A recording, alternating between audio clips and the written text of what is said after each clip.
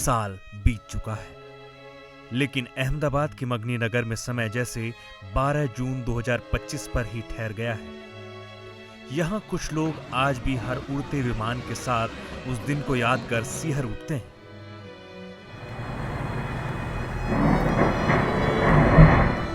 कुछ घरों में अब भी एक कुर्सी खाली रखी जाती है। कुछ माएं आज भी अपने बच्चों का इंतजार कर रही हैं और कुछ जख्म ऐसे हैं जो शरीर पर नहीं, रूह पर लगे हैं।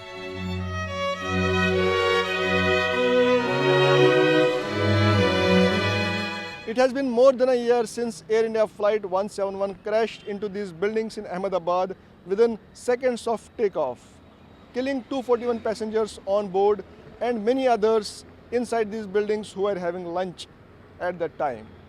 For grieving families, the incident that caused them trauma, pain and loss continues to haunt them.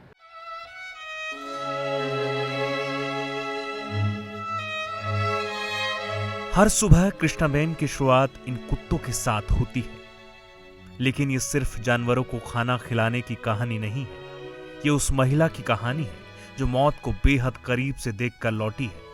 विमान हादसे में झुलसी कृष्णाबेन को ठीक होने में लगभग 2 महीने लगे, लेकिन उनका कहना है शरीर के घाव भर गए लेकिन डर नहीं। क्या करने का, वो इधर मेरा पूरी हालत हो गई है साहब, हमारे कोई नहीं साहब,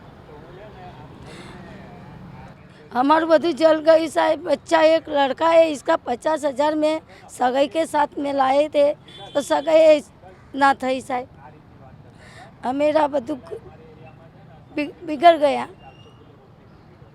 हमारे कोई केयर मोड़ नहीं साहब, हमें गरीब लोगों है, वो झुप्पड़पट्टी में रहते हैं।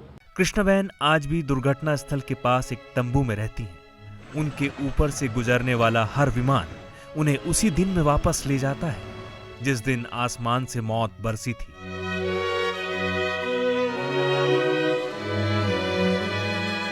इन कुत्तों ने भी उस हादसे को देखा था और शायद महसूस भी किया था, क्योंकि हादसे के बाद से इनका रिश्ता इंसानों से और मजबूत हो गया है। कृष्णाबेन के बेटे नीरव मोहन भाई भी इनकी देखभाल करते हैं और अब ये जानवर उनकी रोजमर्रा की जिंदगी का हिस्सा बन चुके हैं।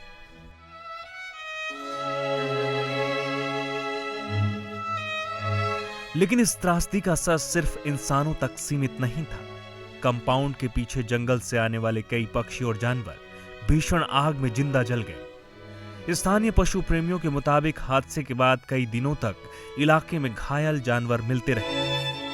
तो उसी टाइम को क्या हुआ सर कि मेरे को उनसे भेंट करनी है। 14 जनवरी को हमारे फॉरेस्ट डिपार्टमेंट में वो लॉन्चिंग करने के लिए सीएम आने वाले थे, तो मैं उनसे भेंट करने गया, बात करने गया, तो उसी में एक बर्ड का कॉल आ गया। तो बर्ड मतलब डोरी में फंस गया था, तो मेरे पे कॉल आया, तो मैं वो बर्ड को बचाने गया, उतारा झाड़ से, वो चाइना डोरी से लिपटा हुआ था, करके उसको हॉस्पिटल पहुंचाया। मैंने पहले बर्ड का रेफरेंस दिया, बर्ड को सीएम को बाद में ले गए। कौन सीएम को? विजय रूपानी, जो उस टाइम सीएम थे। तो जिनकी एयर क्रैश में डेथ हुई, जिसकी एयर क्रैश, वो सीएम को वहाँ मेरे को मिलना था, मैं नहीं मिल पाया। लेकिन इस हादसे की सबसे गहरी चोट कुछ 100 मीटर दूर एक छोटे से घर में आज भी दिखाई देती है।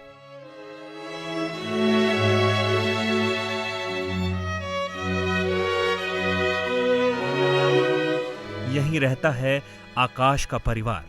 आकाश, जो 12 जून 2025 को इस हादसे का शिकार बन गया। 1 साल बाद भी इस घर में आकाश मौजूद है, तस्वीरों में, यादों में और इन लोगों की आंखों में। बहुत ज्यादा याद आती है। मैं चाय की टपरी पर थी, मेरा लड़का टिफिन लेकर आया था, वो सामने चाय की टपरी पर ही सो गया। उसी वक्त प्लेन क्रैश हुआ। जैसे ही प्लेन क्रैश हुआ तुरंत चारों ओर आग लग गई। मैं उसको जगाने के लिए गई, लेकिन आग इतनी ज़्यादा थी कि मैं उसको जगा ही नहीं पाई। तो એને ઉઠાડવા માટે મુજે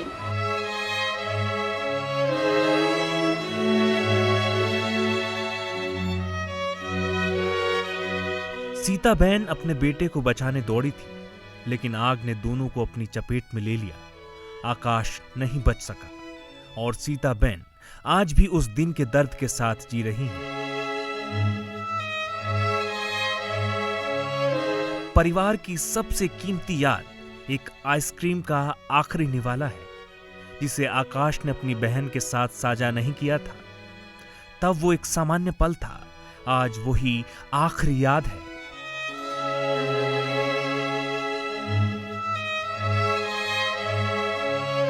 आकाश अकेला नहीं था। उस दिन कई परिवारों ने किसी ना किसी अपने को खोया था। किसी ने बेटा खोया, किसी ने बेटी, किसी ने मां, तो किसी ने जीवन साथी। इस हादसे में सिर्फ जिंदगियां ही नहीं बिखरी थीं, पहचान भी बिखर गई थी। हालात इतने भयावह थे कि शवों की पहचान तुरंत संभव नहीं थी और यहीं से शुरुआत हुई फोरेंसिक टीमों की सबसे कठिन लड़ाई की। ત્યારે એકથી વધુ મૃતકોના શરીર जब एक से ज़्यादा बॉडी सब परीक्षण के लिए आते हैं तो डीएनए मैच कराना कठिन हो जाता है। आम तौर पर जब हम डीएनए मैच करते हैं तब एक एक बॉडी की डीएनए मैचिंग होती है और ये करना आसान होता है, मगर इस घटना में गवर्नमेंट की ओर से डायरेक्शन मिला था कि जितनी जल्दी हो डीएनए मैच करो ताकि मृतकों के परिवार को शव दिया जा सके। इस घटना में ज़्यादा बॉडी का डीएनए मैच करना था तो ये काफ़ी कठिन हो गया था। ઓળખ વિધિ કરવાની હતી તે મહત્વની થઈ પડી અને મુશ્કેલ ભરી થઈ પડી। हादसे के निशान आज भी मिटे नहीं हैं। ये जली हुई गाड़ियां, ये काली दीवारें और ये खामोशी आज भी उसी दिन की गवाही देती है।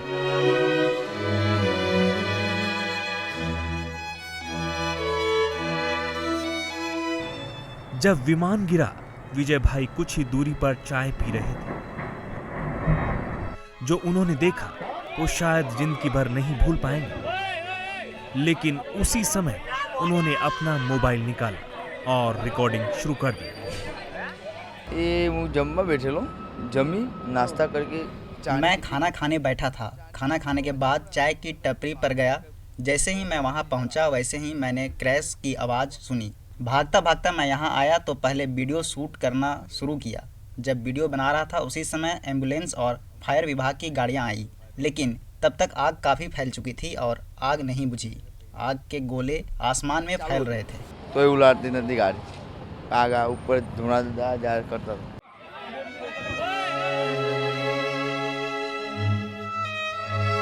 इस इलाके में जिंदगी फिर चल पड़ी है। लोग काम पर लौट चुके हैं, विमान भी रोज उड़ते हैं, लेकिन यहां रहने वाले लोगों के लिए 12 जून 2025 कोई तारीख नहीं, एक ऐसी याद है जो हर दिन उनके साथ जगती है और हर रात उनके साथ सोती है। Bureau report, ETV Bharat.